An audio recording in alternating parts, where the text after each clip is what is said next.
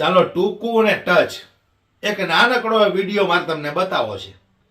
ખાલી 1.5 મિનિટનો વિડીયો છે, પણ હું ઈમાનદારીથી કહું છું કે વિડીયો સાંભળ્યા પછી તમે જે જગ્યા પર હશો ને, તમને 1 મિનિટ માટે એવો વિચાર ચોક્કસથી આવી જશે કે આ વ્યક્તિ મારી સામે આવે અને આ પદ ઉપર ન હોય ને તો એક તમાચો છોડી દઉં.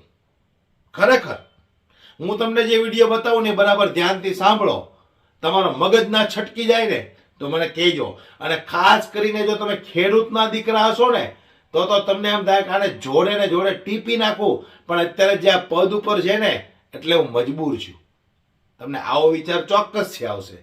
અને વિડીયો જોયા પછી તમને વિડીયોમાં એમ લાગે કે આ અંધભક્ત સુધી પહોંચાડવો જરૂરી છે તો અંધભક્ત સુધી પહોંચાડજો.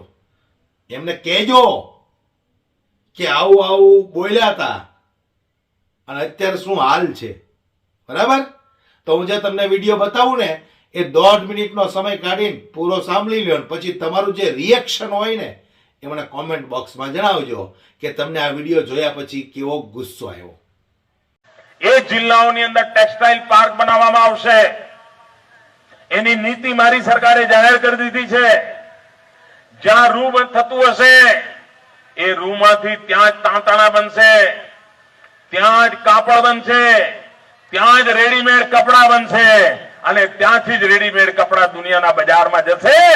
મારા ખેડૂતને જોઈએ એવું મૂલ્ય ત્યાં મળી જશે. જિલ્લે જિલ્લે જ્યાં જ્યાં કપાસ પકવતા જિલ્લા છે એ જિલ્લામાં મોટા મોટા ટેક્સટાઇલ પાર્ક બનાવવાનો છે. અને મારા કપાસ પકવતા ખેડૂત ભાઈઓ લખી રાખજો, આ ટેક્સટાઇલ પાર્ક ખેતીની તાકાત વધારનારો ટેક્સટાઇલ પાર્ક બનવાનો છે. આ એવો ટેક્સટાઇલ પાર્ક બનવાના છે કે સમગ્ર હિન્દુસ્તાનમાં આજે ટેક્સટાઇલનું જેટલું કામ છે એનું અડધા કરતા વધારે ટેક્સટાઇલનું કામ એકલું ગુજરાતની ધરતી પર આવી જશે. અને ટેક્સટાઇલનો ઉદ્યોગ એવો છે, ખેતી પછી સૌથી વધારે રોજગાર આપવાનું જો કોઈ ઉદ્યોગમાં તાકાત હોય તો ટેક્સટાઇલના ઉદ્યોગમાં છે. હીરા કરતા પણ વધારે રોજગારી આપવાની તાકાત કોઈના હોય તો ટેક્સટાઇલમાં છે.